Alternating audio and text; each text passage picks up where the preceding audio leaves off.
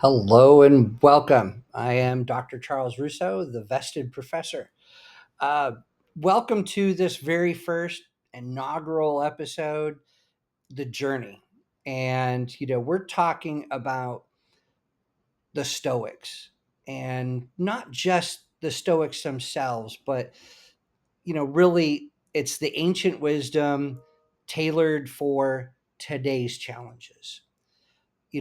These podcasts are really designed for any individual navigating turbulent waters of, say, adolescence, or from somebody that is just struggling and seeking ways to really support their ever enduring insights and really where to go from here, because the Stoics and their philosophy have stood the test of time.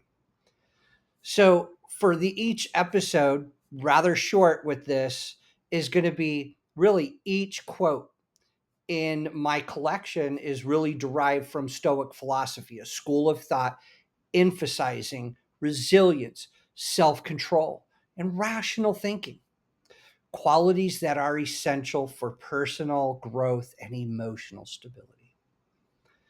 So I want you to join me and really kind of sit back and think critically about what these Stoics were trying to tell us, and you can utilize this in your everyday life. Each quote is going to be paired with a moral that applies to the timeless lessons of Stoic philosophers like Marcus Aurelius, Seneca, Epictetus, to modern life's complexities and trials. The goal is to provide both inspiration as well as practical advice to help you manage stress, overcome obstacles, and maintain perspective in the face of adversity. For individuals like, say, teens and those in their early 20s, I think that this podcast, done on a daily basis, really is going to offer tools to foster self-awareness, patience, and even courage. It provides insights in how to guide without being overbearing, or support without enabling someone, if you're thinking about this is going to help someone or even just yourself. Bridging the gap between providing guidance and allowing autonomy, right? This is not just a podcast of quotes. I look at it as a spoken manual for developing a resilient mindset that can carry you on, not only for through, you know, where you're at, but to maybe even get you to change your mindset, your perspectives. So, as each episode, I want to reflect on each quote and take a moment to discuss its meanings and implications together.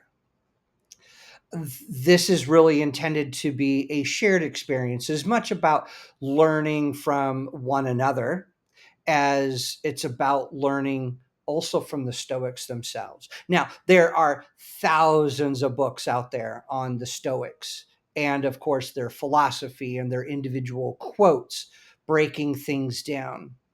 And I'm not trying to compete with that. I'm trying to put this into actionable play for you.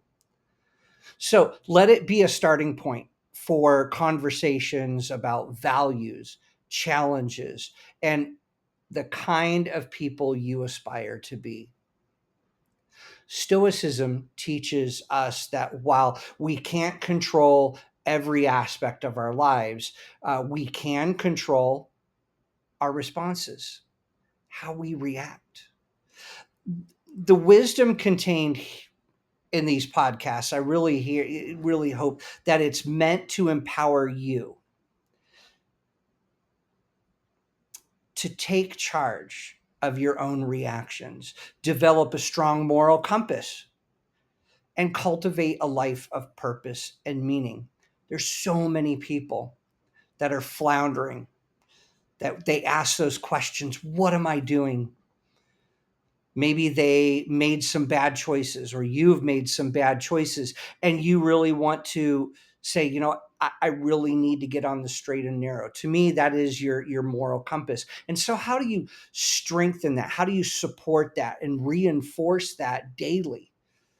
The Stoics have done that for us. So I want you to embark on this philosophical voyage with an open mind and let the ancient wisdom illuminate your path through the modern world. So, in looking at creating this, with Stoics quotes paired with the morals of the story is a wonderful way to provide guidance and wisdom to just about anyone, including teens, 20s, 30s, even individuals into their 40s and 50s and 60s and 70s. We have lifelong learners into their 80s and 90s.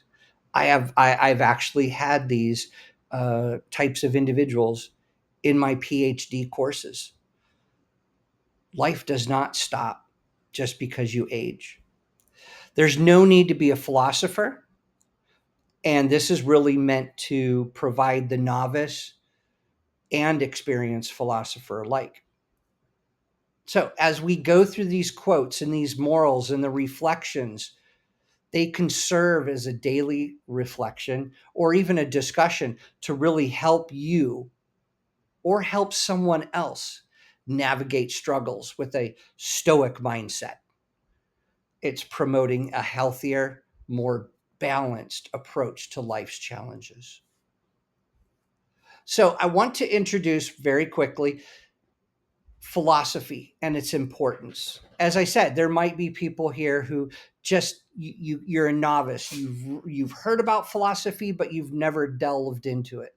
And there are different types of philosophy. There are morals and virtue, ethics philosophy. There are political philosophy, okay, amongst others. But here we're going to be talking about that of the Stoic philosophers. Philosophy might sound like this really complex and ancient subject, but at its core, it's really about asking questions and seeking answers to understand the world around us. It involves thinking deeply about foundational issues such as existence, knowledge, values, mindset, reason, and language. So if you're engaging with philosophy, it can be incredibly valuable, and here's why. So, what is philosophy? Philosophy really is the study of one of the big questions in life, and it deals with topics like existence. What does it mean to exist? Why is there something rather than nothing? Knowledge. What can we know for certain? How do we know what we know? And there's values. What's right? What's wrong? How should we live our lives? Reason. What makes an argument logical or illogical? Then there's the mind. What is conscious? How do our minds relate to our bodies? Then last, language. How do words get their meanings? How does language influence our thoughts? Things to ponder. And things that I hope will really kind of act as a motivator, because you've probably had these questions, and regardless from which way you're coming from, you also have to ask, why is philosophy is important? Well, first and foremost, critical thinking skills. Critical thinking skills to me is that philosophy encourages you to question assumptions, think critically, and evaluate arguments logically, something that we desperately now need in these years. These skills are crucial for solving problems and making informed decisions. whether it's just in your daily life, or you're a criminal intelligence analyst, or you're a police officer, or you're a manager, you're an intelligence analyst for one of those 3-letter agencies. Understanding different perspectives is another reason philosophy is really important. By studying philosophy, you learn to appreciate and understand different viewpoints, something, again, we lack as a society.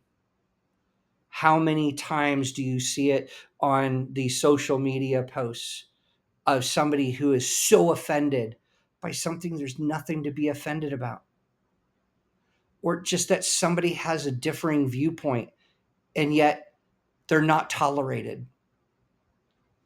So this fosters empathy, something, again, that we severely and significantly lack in our daily society. And it also improves our ability to communicate with one another.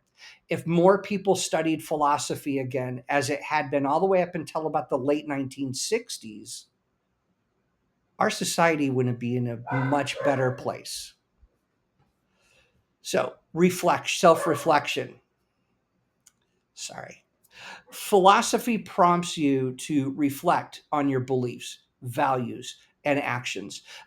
This self-awareness can guide you in making better choices, living a more meaningful life. And I'm not talking about a religious affinity, right? You don't have to all of a sudden have this driven thought process that I need to reach for a higher power.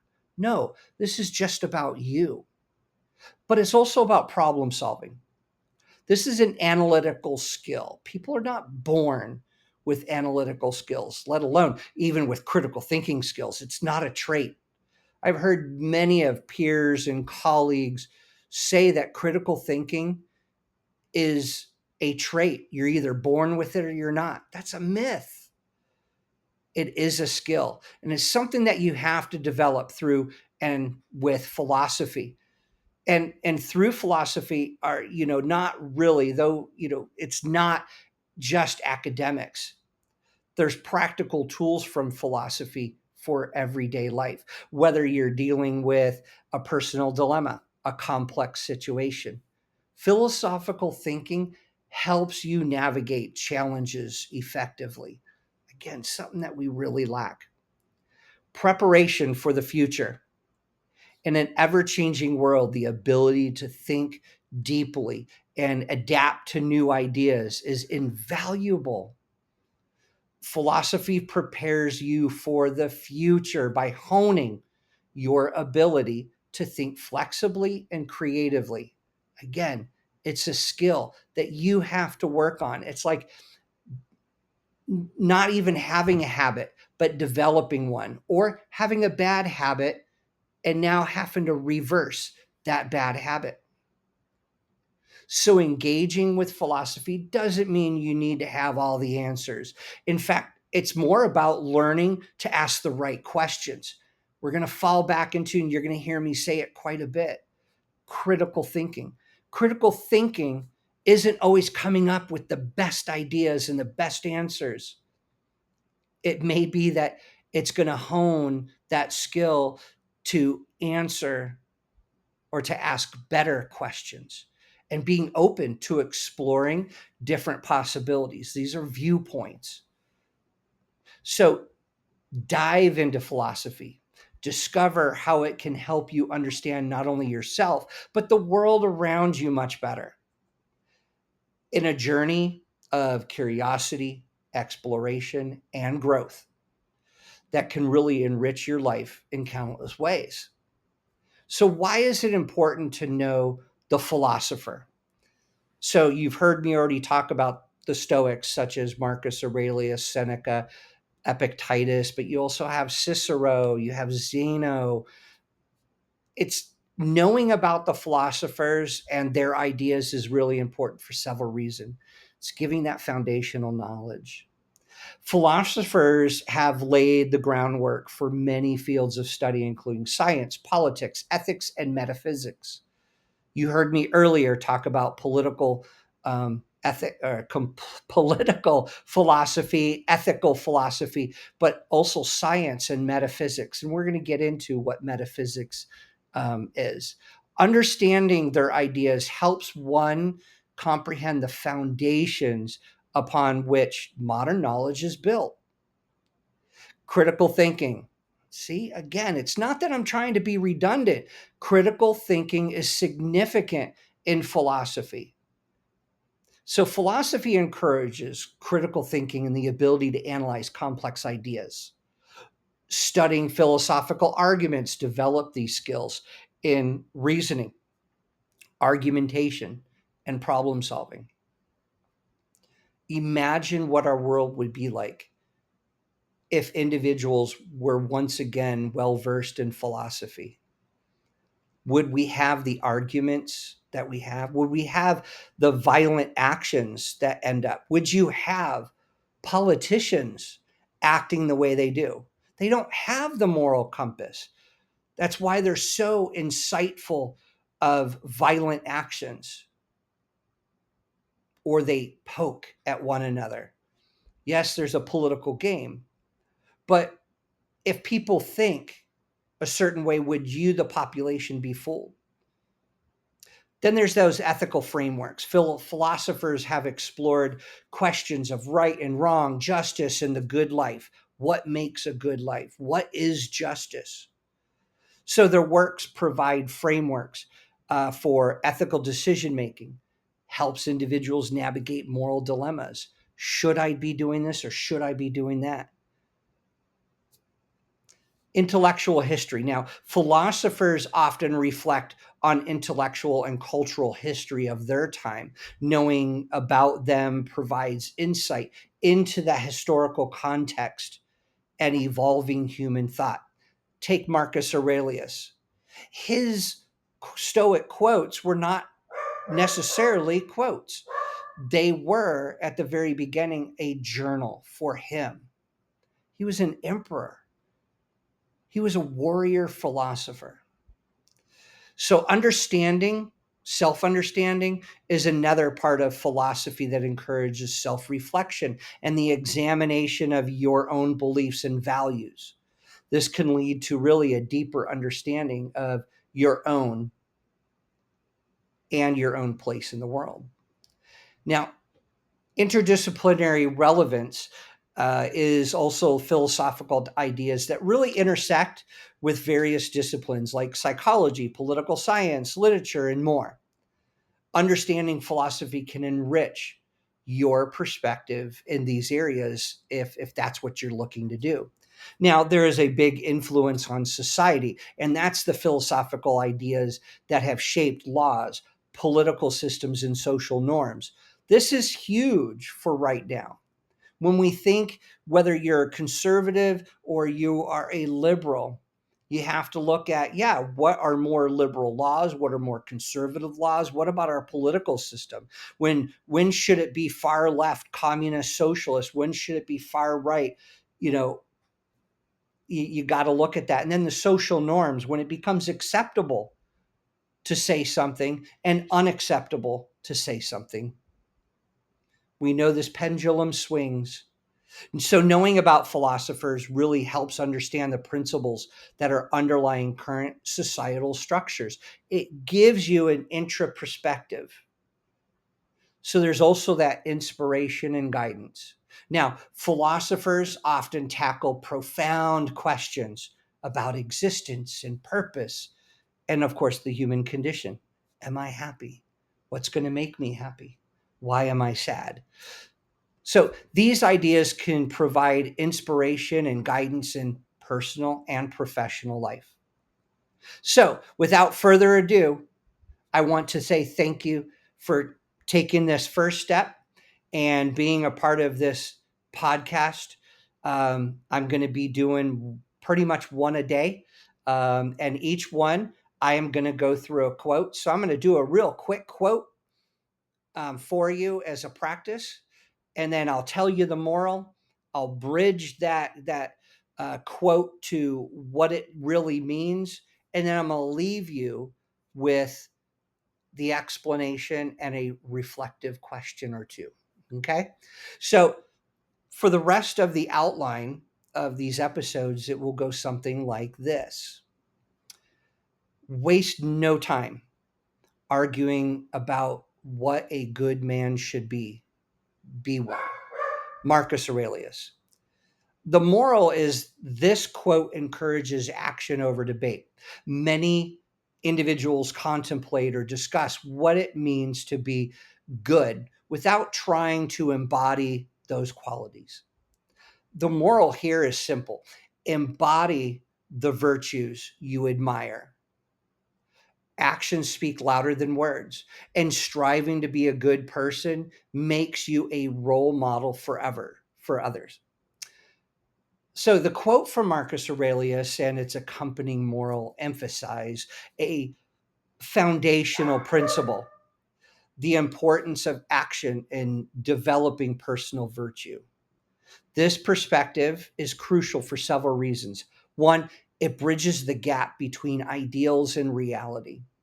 Often there's a disconnect between our philosophical ideas and our practical lives. So individuals can make their ideals tangible, something they can hold on to by focusing on being good rather than just discussing it. Like you would hear teenagers or other people say, I'm going to be good from now on. Okay, well, the proof is in the pudding. Do it, act upon it, model it to yourself. So the practical approach ensures that one's philosophical beliefs are not just theoretical. Okay, they're based on lived and experienced daily, putting it into self-reflection and reinforcing it. So promoting authentic personal development is something that engaging in actions that reflect moral values forces individuals really to confront their limitations and their weaknesses, fostering genuine personal growth. It's through actions that people can test their beliefs against the complexities of real world scenarios, learning and adapting as necessary. Setting that example, actions are visible. They can inspire and influence others. When people strive to really embody goodness, they set a positive example for others, particularly, say, young people. They still are forming their moral and their ethical views. So this modeling can have a ripple effect, encouraging more widespread virtuous behavior in the community. I know, kind of reads like a manual in a way, but nonetheless, it really is something that in a short, easy, clear, concise, and succinct manner is something that we need to be thinking about as a society. So reducing paralysis by analysis. Anyone can, especially those who are in positions of doing analyses. But you don't have to be. You can be just an individual. You can be a parent. So it's easy to become bogged down in abstract debates about what it means to be good. I mean, how many times have we actually sat down and had a conversation with someone and asked that question? What does it really mean to be good? Do you get looks? Is someone actually going to be able to talk to you about this? Few times in my life have I actually had that discussion, the philosophical discussion. I've had that on a religious stance. Now that's more ideological, not philosophical. So such discussions, while intellectually stimulating to someone like myself, can lead to a kind of paralysis where no actual good is done in the real world. We just talk a good talk. So by prioritizing action, individuals can contribute prioritizing their positive, um, well, I mean, it's really done well. You can prioritize the actions. Individuals can contribute positively there. That's what I was trying to spit out to their communities, even as they continue to refine their own understanding of what it means to be good. I did the same thing. Um, I Throughout my whole life, I worked for a lot of the three-letter agencies. I was in the military, U.S. Navy, and I did intelligence work. And I always heard about character and integrity, right? And it wasn't, though, until I became a juvenile probation officer that in working with troubled youth try to have some philosophical discussions with talking over their head, but something that I could look at into their eyes and have a meaningful conversation. And so I was always trying to embody that contributing positiveness when I would meet with them, because when I would meet with them, I would already hear all the bad things that happened. Yes, I would also hear good things, but it usually outnumbered the good thing. The bad things outnumbered the good things. And so I really wanted to give them something that says, can you contribute positively to your own life? Forget about everybody else. You have to take responsibility for yourself because you are the only one keeping you from going home. You're in a program 6 to 9 months or 6 to 12 months, and you got to get through it. But every time there's something bad happens, you are in control of only yourself. And we're going to go over that philosophical quote as well. You cannot control others, but you can control yourself. So you have to start to cultivate this integrity. So living according to one's own principles is really a key aspect of integrity. Marcus Aurelius's advice helps individuals align their actions with their values. If you value good behavior, not only in others, you expect that, but you should also be expecting that of yourself. It's part of your value system. It's that respect. Respect is not demanded, it's earned.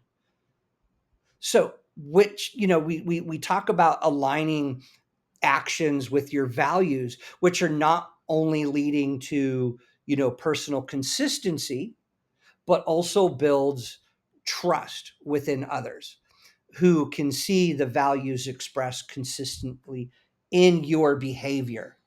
See, it's a two-way street. If you say, I always get in arguments with coworkers, they just push my buttons. Well, if you're trying to be the better person, then you need to be the better person. You don't need to be snarky or underhanded.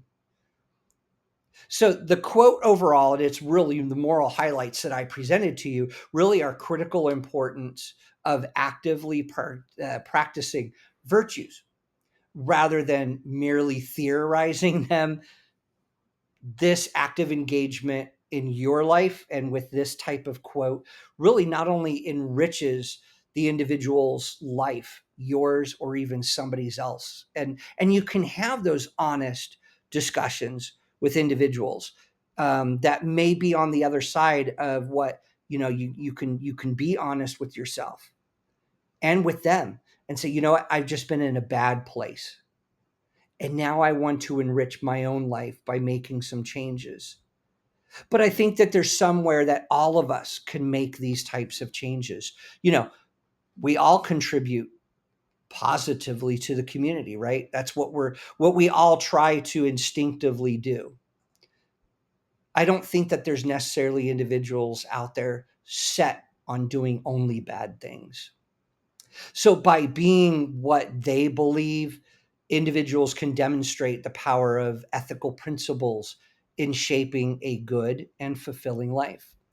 So the quote really does encourage action over debate. Just don't talk about being a good person, just do it. It emphasizes embodying the virtues you admire rather than just talking about them. And this is something I want to give to you as well, of pick an individual in history or in your current life that do model good behavior, that does do rather than just talk about it. You don't have to emulate them. you can learn from them. You can talk to them about their daily life and how they do this. Okay, so here's some reflective questions that I'm going to leave you with after each quote. I'm not going to discuss them here. I'm not going to debate them here. It's something to leave you with. So, what qualities do you think define a good person? Write that down. What qualities do you think define a good person? How can you incorporate these qualities into your daily actions? And can you think of a situation where you can practice being a good person today? Think about that. I want you to think critically about the quote, its moral lessons, its explanation, and ultimately, are these even the right questions? Are there better questions to be able to ask yourself? Of course there are, but you're on your way to being a philosopher. I'm Dr. Charles Russo. Thank you very much. Have a great day.